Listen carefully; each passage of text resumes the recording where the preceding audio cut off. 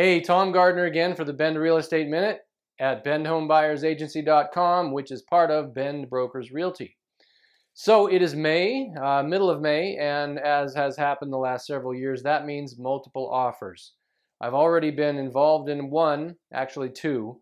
The first one was a little strange in that we got a second chance after we were beaten on the multiple offer because the original buyer got buyer's remorse and pulled out within a day or two. The second one, we came in at full price on a $600,000 home and ended up being beaten by a significant margin. So here's what you need to know about multiple offers. First of all, we need to identify if the home you are looking at is going to be in an area or a neighborhood, or the home itself is such that it's going to be subject to a multiple offer. Now, I can tell you that.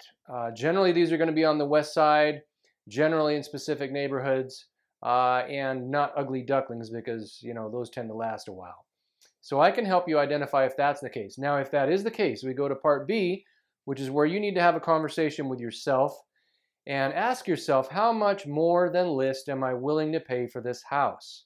You may only get one chance. In the old days, we would submit an offer in a multiple offer situation and they would come back and say, okay, now we want your highest and best offer. However, what I'm finding this year and last is that they are just taking the highest offer because often they're so high that it's a case of a bird in the hand versus two in the bush, and they want that bird now. So you're going to need to decide how high you are willing to go. And remember, it's tough for me to advise you to go very high above list because often I find that buyers within a week or two, if they're paying, let's say, $525 for a house that was listed at $500, they have buyer's remorse and they think, gosh, did somebody play me? Have I been jerked around on this deal? Should I have bid so high? And did I pay too much for this house? So I hate seeing buyers in that situation. I hate seeing you have to pay more than list. But you know what? In May, June, July, or August in Bend, 2016 especially, with such low inventory, you may have to for the home that you really desire. So then we make the offer, we hope for the best, and we move on from there.